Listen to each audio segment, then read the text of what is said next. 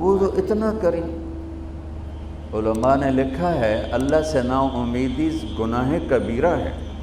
اور ایک حدیث اس کی تائید کرتی ہے کہ اللہ تعالیٰ کی حدیث قدسی ہے، اگر میں دنیا میں کسی کو پکڑتا اس کے گناہ پر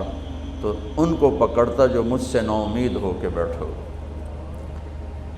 اور میں اللہ پہ قربان جاؤں، میں کسی کو 1 2 3 دفعہ سے زیادہ معاف نہیں کر سکتا، پھر میری بشری کمزوری کھڑی ہو جائے گی، میں کہوں گا دفع ہو جا، اب کوئی معافی نہیں، چاہے سگا بیٹا بھی ہوگا، میں پتر بس ہوں تو وکھرا ہو جا ساڑھے کو، کہ ایک حد تک انسان جاتا ہے، اگر اس کی بس ہو جاتی ہے وہ کتنا ہی بڑا کیوں نہ ہو۔ میں اس شہنشاہ پہ قربان جاؤں جو کہتا ہے ان استقالنی عقلت له۔ اس کی ایک مثال ہے، ترجمہ یہ ہے کہ جب بھی معافی مانگنے آئے گا معاف کروں گا، لیکن کس قسم کی معافی ہوگی؟ یہ راڈ ہے آپ کے سامنے، یہ ٹوٹ جائے نا 2 3 جگہ سے تو پھر ہم اس کو ویلڈ کریں گے، پھر جتنا بھی صاف کر لیں ویلڈنگ کا نشان باقی رہے گا، نظر آئے گا، دور سے نظر نہ آئے، ذرا یوں کر کے دیکھو گے نظر آئے گا۔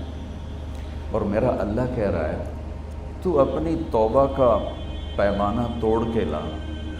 اور اتنا ٹوٹا ہوا ہو کہ کرچی کرچی ہو، پارا پارا ہو، صرف 2 حصوں میں نہیں، 3 حصوں میں نہیں، 4 میں نہیں، 100 میں نہیں، اس کے آخری پارٹیکل کے برابر اس کو توڑ کے لا، اور پھر میرے سامنے رکھ دے، اللہ ٹوٹ گئی ہے جوڑ دے، تو کہ ایسے جوڑوں گا کہ جوڑ نظر ہی نہیں آئے گا، عقل تو لا، ایسا جوڑوں گا کہ جوڑ تیرے کرامن کاتبین کو بھی نہیں دکھائی دے گا۔ کیوں؟ لن تبلغوا ضری فتضرونی ولن تبلغوا نفعی فتنفعونی، میرے بندو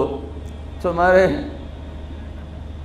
نفع نقصان سے میں بہت بلند ہوں، نہ تم مجھے نفع پہنچا سکتے ہو نہ نقصان پہنچا سکتے۔ لو ان اولکم و آخرکم و انسکم و جنکم و حیکم و میتکم و رطبکم و یابسکم و صغیرکم و کبیرکم و ذکرکم و انثاکم، 12 قسموں کو، یہ ایک حدیث میں نہیں 3 حدیثوں سے میں نے جمع کی، تمہارے اول اور آخر، انسان، جنات، بوڑھے جوان، خشک تر، زندہ مردہ، اگلے پچھلے، جوان بوڑھے، تمام سارے کے سارے، کانوا علی اتقی قلب رجل واحد منکم، سارے سجدوں میں پڑ جائیں میرے سامنے، ما زاد فی ملکی شیء